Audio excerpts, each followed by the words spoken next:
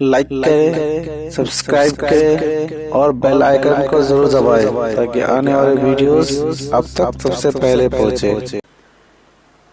میرے پیارے آقا صلی اللہ تعالی علیہ وسلم کے پیارے دیوانوں، حضرت ابراہیم علیہ الصلوۃ والتسلیم کی عظمت پر قربان جائیے، ان کے مقام و مرتبے پر قربان جائیے کہ حضرت ابراہیم علیہ الصلوۃ والسلام نے ضعیفی کی عمر میں اللہ رب العزت جل جلالہ کی بارگاہ کے اندر اولاد کی تمنا کی تھی اور عرض کیا تھا رب ہب لی من الصالحین، اے اللہ مجھے نیک اولاد عطا فرما۔ اور حضرت ابراہیم علیہ الصلوۃ والتسلیم کو ضعیفی میں، بڑھاپے میں حضرت اسماعیل علیہ الصلوۃ والسلام کی شکل میں اللہ نے بیٹا عطا فرمایا۔ آپ ذرا سوچو اور اندازہ لگاؤ، تھوڑی سی توجہ میں آپ کے دل و دماغ کی چاہوں گا اور چاہوں گا کہ مکمل توجہ سے اس بات کو سماعت فرمائیں۔ دنیا کا ہر باپ بیٹے کی تمنا اس لیے کرتا ہے کہ بیٹا بڑھاپے کا سہارا بنے۔ بعض لوگ کہتے ہیں کہ مر جاؤں گا تو بیٹا ہوگا تو بیٹے کا کاندھا نصیب ہوگا۔ بعض لوگ یہ تمنا کرتے ہیں کہ جب بڑھاپے کی دہلیز پر پہنچنے کے بعد کمانے کے لائق نہ رہوں گا تو میرا بیٹا مجھے کما کر کے کھلائے گا۔ یہ ساری آرزویں ایک بیٹے سے وابستہ ہو جاتی ہیں۔ اب میں آپ سے پوچھنا چاہتا ہوں، ضعیفی میں اللہ نے حضرت ابراہیم علیہ الصلوۃ والسلام کو بیٹا عطا فرمایا تو آپ کی امیدیں بھی اس سے وابستہ ہونی چاہیے تھی، لیکن میرا مولا چونکہ حضرت ابراہیم علیہ الصلوۃ والسلام کو تاج خلیلی عطا فرما چکا تو دنیا کو یہ بتانا بھی مقصود تھا کہ دنیا والوں، جسے میں نے خلیل بنایا ہے وہ خلیل سب سے زیادہ اگر کسی سے محبت اور کسی پر بھروسہ کرتا ہے تو صرف مجھ سے محبت اور مجھ پر بھروسہ کرتا ہے۔ اور دکھانے کے لیے دنیا کو، مقام ابراہیم کو، رب قدیر نے اپنے خلیل کو خواب میں حکم عطا فرمایا کہ اپنے بیٹے کو ذبح کرو۔ یہاں یہ بات ذہن میں رکھیں کہ نبی کا خواب بھی وحی الہی ہوا کرتا ہے۔ نبی کا خواب ہمارے خوابوں کی طرح نہیں ہوتا۔ اگر خواب بھی وہ کوئی دیکھ لیں تو وہ خواب بھی وحی الہی ہوا کرتا ہے۔ یہاں یہ بات ذہن کے اندر رکھیں کہ کوئی بھی نبی اپنی مرضی سے کچھ بھی نہیں کہتے، نبی جو بھی کہتے ہیں وہ اللہ عز و جل کی منشا کے مطابق کہا کرتے ہیں۔ اب جب بچہ 7 سال کا ہو گیا، 9 سال کا کم و بیش ہو گیا، یعنی حضرت اسماعیل علیہ السلام، تب رب قدیر جل جلالہ نے، بعض روایتوں میں آتا ہے کہ حضرت اسماعیل علیہ السلام کی ولادت جب ہوئی تو حضرت ابراہیم علیہ السلام کی عمر 80 سال کی تھی اور بعض روایت میں کہ 120 سال کی تھی، تب جا کر حضرت اسماعیل علیہ السلام کی ولادت ہوئی۔ اب آپ مجھے بتائیں، ضعیفی میں بیٹا ہے اور بیٹا خانہ کعبہ کی تعمیر میں مدد کر رہا ہے اور بیٹا ساتھ دے رہا ہے، اب اس بیٹے کی عمر جب 7 یا 9 سال کی ہو اور میرا مولا فرمائے کہ تمہارے بیٹے کو ذبح کر دو، تو آپ دیکھیں اور غور کریں کہ ایک باپ کا کلیجہ اپنے بیٹے کی گردن پر چھری چلانے کے لیے کیسے تیار ہوگا اور باپ کیسے چاہے گا۔ لیکن قربان جائیے، میں یہاں بتاؤں گا، جب اللہ کا حکم ملا، سخت ترین آزمائش ہوئی ہے۔ قرآن کہتا ہے وَإِذِ ابْتَلَىٰ إِبْرَاهِيمَ رَبَّهُ بِكَلِمَاتٍ فَأَتَمَّهُنَّ، حضرت ابراہیم علیہ السلام کا سخت امتحان ہوا ہے۔ کبھی وطن چھوڑنے کا امتحان، کبھی مکہ چھوڑنے کا امتحان۔ اب آپ دیکھیں حضرت حاجرہ رضی اللہ تعالی عنہ ننھے سے اسماعیل علیہ السلام کے ساتھ ہے اور حکم آیا کہ تم بیٹے اسماعیل کو اور تمہاری بیوی کو چھوڑ کر شام کی طرف چلے جاؤ. اب نہ وہاں دانے کا انتظام نہ پانی کا انتظام، کچھ بھی نہیں، بے آب و گیا وادی ہے. لیکن رب کا جب حکم ملا تو حضرت ابراہیم علیہ السلام اپنے بیٹے کو اور اپنی بیوی کو وہاں چھوڑ کر جانے کے لیے تیار ہو گئے.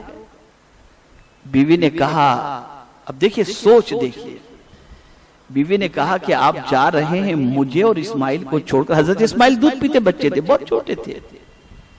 آپ چھوڑ کر کے جا رہے ہیں تو آپ کیوں چھوڑ کر کے جا رہے ہیں؟ تو فرماتے رب کا حکم ہے. کہا الحمدللہ، اگر رب کا حکم ہے تو رب ہی ہمارا کارساز حقیقی ہے، آپ جا سکتے ہیں. تو حضرت ابراہیم نے دعا کی، ربنا انی اسکنت من ذریتی بواد غیر ذی زرع عند بیتک المحرم. یہ قرآن کے اندر دعا موجود ہے کہ میں اپنے بیٹے کو، اپنی بیوی کو، اپنی ذریت کو تیرے گھر کے سامنے اس بے آب و گیا وادی میں چھوڑ کر کے جاتا ہوں. یہ دعا کر لیتے ہیں اور نکلتے ہیں. اب قربان جائیے، بیٹے کے پاس جو پانی تھا وہ پانی ختم ہو جاتا ہے اور حضرت اسماعیل پیاس کی وجہ سے پریشان ہوتے ہیں. ماں کی ممتا بھی کیا چیز ہوتی ہے، اللہ اکبر.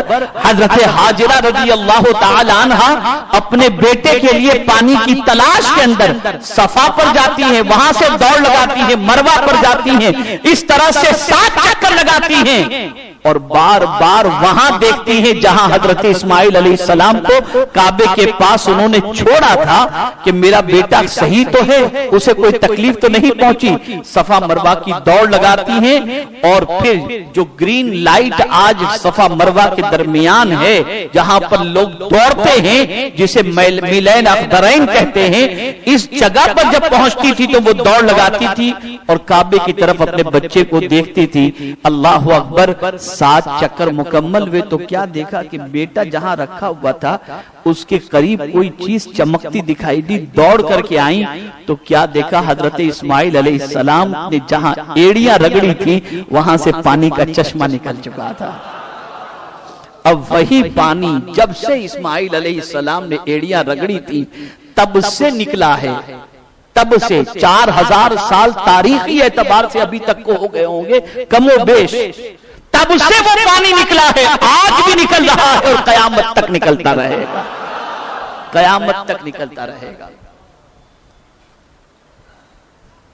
نبی کی ٹھوکر معمولی نہیں ہوتی، وہ ٹھوکر مار دیں تو پانی کا چشمہ جاری ہو جائے، پانی کا چشمہ جاری ہو جائے.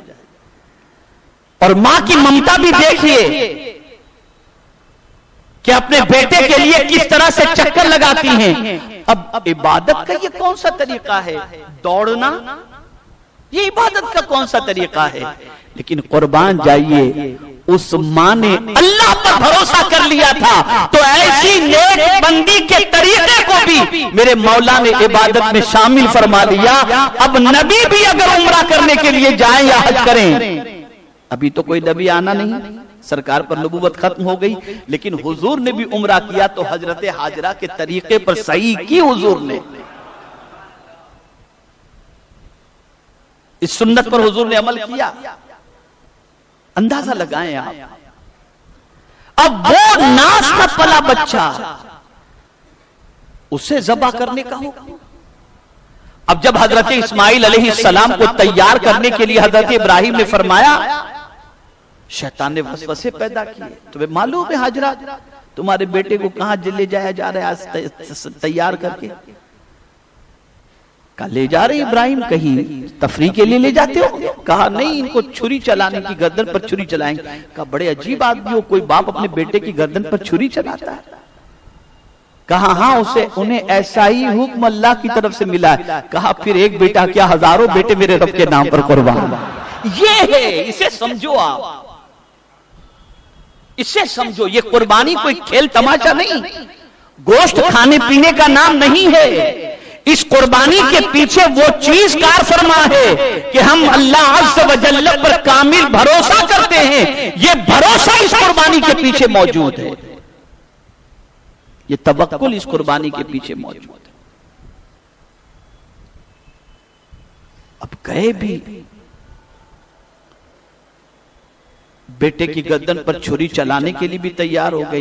یوم ترویہ جو کہتے ہیں، یہ 8ویں 9ویں یہ 2 راتوں میں مسلسل اسی طریقے کا حکم ملتا رہا تو سوچتے رہے، اور 10ویں کو بالکل تیار ہو گئے کہ یہ خواب اللہ کی طرف سے حکم ہی ہے، اور پھر اپنے بیٹے کو تیار کیا، مینا میں لے کر کے گئے. اور پھر باپ کا انداز دیکھیے خطاب کا، ڈائریکٹ چھری چلانے کے لیے تیار نہیں ہوتے. دنیا کو بتانا تھا کہ اسماعیل بھی کوئی معمولی نہیں ہے، جن کی پشت سے مصطفیٰ جلوہ فرما ہونے والے ہیں. ذرا اس اسماعیل کی عظمت بھی تو ذرا دیکھ لو، ذرا ان کا مقام بھی تو دیکھ لو. تو حضرت ابراہیم علیہ السلام آج کے اگر کوئی ہوتے اور بیٹے پر چھری چلا تو بیٹے سے چھپاتے، پتہ ہی نہیں چلتا، ارے بہانے بناتے، یہ کرتے وہ کرتے. اور اس کے بعد لیکن قربان جائیے، حضرت ابراہیم نے اپنے بیٹے سے مشورہ لیا، پوچھا ان سے، یا بنی، قرآن کہہ رہا ہے یا بنی انی ارا فی المنام انی اذبحک. چلیے یہاں تک بات سن. فانظر ماذا ترى، رائے لے رہے ہیں آپ، بیٹے سے پوچھ رہے ہیں کہ بیٹا میں تیری گردن پر چھری چلا رہا ہوں، تجھے ذبح کر رہا ہوں، میں نے یہ خواب میں دیکھا ہے، بیٹا تمہارا اس سلسلے میں کیا مشورہ ہے، تمہاری رائے کیا ہے. جگر دیکھیے، 7 سال کے بیٹے سے باپ پوچھ رہے یا 9 سال کے بیٹے سے، ان کی رائے معلوم کر رہے ہیں کہ بیٹے تمہارا اس سلسلے میں کیا خیال ہے. تو حضرت اسماعیل 7 سال یا 9 سال کی عمر کو آپ تھوڑا سا سوچیں کہ یہ عمر ہوتی کیا ہے. تو قربان جائیے حضرت اسماعیل کی اس عمر میں سوچ پر کہ وہ جانتے تھے کہ نبی کا خواب نہیں ہوتا، وحی الہی ہوا کرتی ہے. تو فوراً کہتے ہیں یا ابت فعل ما تؤمر. دیکھیں تؤمر کا لفظ آیا، وہاں منام کی بات تھی کہ میں نے خواب میں دیکھا کہ تمہیں ذبح کر رہا ہوں، اور یہاں یہ کہہ رہے ہیں ما تؤمر، جس چیز کا آپ کو حکم دیا گیا. یعنی پتا چلا کہ حضرت اسماعیل جانتے تھے میرے باپ کا خواب نہیں، اللہ کا حکم ہے. اسی لیے تو کہہ رہے ہیں جس چیز کا حکم دیا گیا یا ابت فعل، میرے ابا اس کو کر گزریے، اس کو کر گزریے. اور اگر آپ کو میری فکر ہے تو ابا میری رگوں میں آپ کا خون دوڑ رہا ہے، تو سن لیجئے ستجدنی انشاء اللہ من الصابرین، ان قریب آپ مجھے صبر کرنے والا پائیں گے. باپ نے جب یہ سنا ہوگا تو باپ کا سینہ کتنا چوڑا ہو گیا ہوگا، اور بچے کی عظمت کتنی دل میں بیٹھ گئی، لٹا دیا گیا. اور حضرت اسماعیل علیہ السلام کی گردن پر حضرت ابراہیم علیہ السلام چھری چلانے کے لیے تیار ہو گئے. توجہ چاہوں گا، غور سے سنیں آپ. باپ تیار ہے ذبح کرنے کے لیے، بیٹا تیار ہے ذبح ہونے کے لیے. باپ تیار ہے ذبح کرنے کے لیے، بیٹا تیار ہے ذبح ہونے کے لیے. مولا کو جتنا امتحان لینا تھا اس نے لے لیا. اب جبریل امین کو میرے کریم نے طلب فرمایا، جبریل جنت سے ایک دمبا لے لو اور جاؤ اسماعیل کی جگہ پر اسے لٹا دو اور اسماعیل کو اس جگہ سے ہٹا دو. توجہ چاہوں گا، کہاں جنت، کہاں سدرۃ المنتہا، وہاں سے دمبا لے کر حضرت جبریل امین نکلے، اور چھری اور گردن کے بیچ میں کتنا وقت رہتا ہے. ادھر چھری چلانے کے لیے حضرت ابراہیم تیار، اور سدرۃ المنتہا سے جنت سے دمبا لے کر حضرت جبریل نکلے. چھری چلنے سے پہلے حضرت اسماعیل کی جگہ پر دمبے کو انہوں نے لٹا دیا. ذبح جب کیا گیا تو حضرت اسماعیل کی جگہ پر دمبا ذبح ہو گیا اور حضرت اسماعیل قریب کے اندر ہٹے ہوئے موجود تھے. رب نے فرمایا قد صدقت الرؤیا، اے ابراہیم تو نے اپنا خواب سچ کر دکھایا.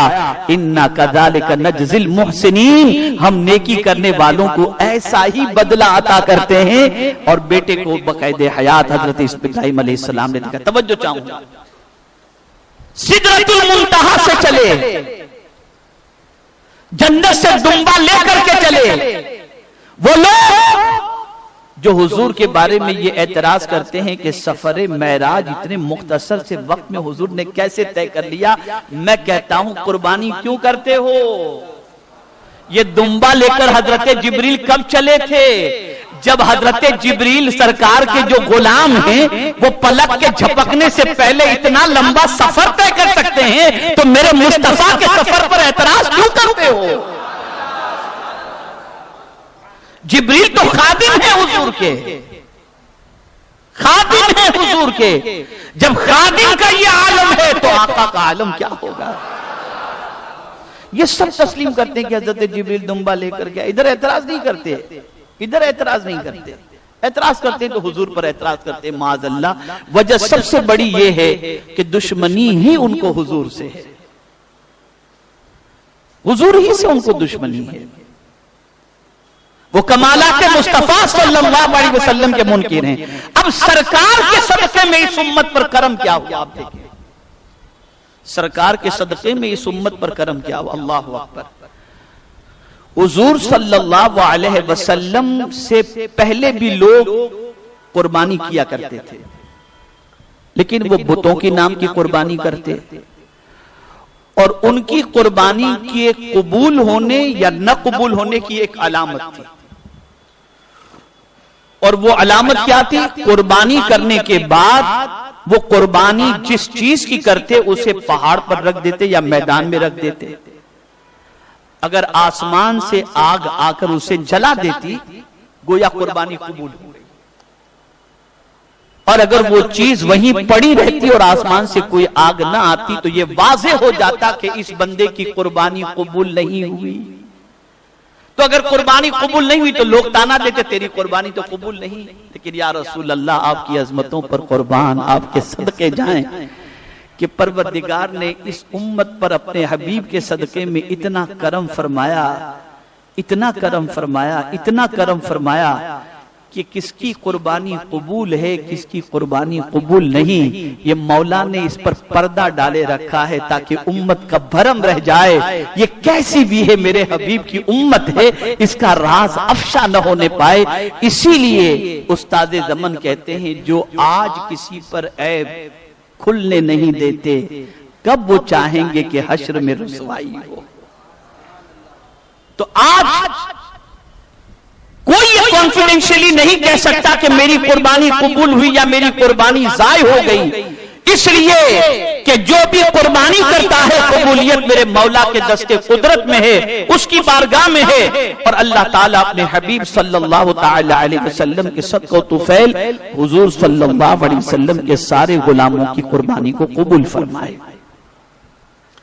آقا کریم صلی اللہ علیہ وسلم جب بھی قربانی کرتے تو سرکار صلی اللہ علیہ وسلم ایک اپنی طرف سے کرتے اور ایک اپنی امت کی طرف سے کرتے کہ غریب امتی کو یہ فیل نہ ہو کہ میری قربانی کا کیا. تو غریبوں کو حضور نے تسلی دی تم قربانی کی فکر مت کرو، تمہارے پاس مال نہیں مصطفیٰ تو ہیں تمہاری طرف سے قربانی. اور حضور صلی اللہ علیہ وسلم نے مولا علی سے فرمایا قربانی کے حوالے سے کہ علی میرے بعد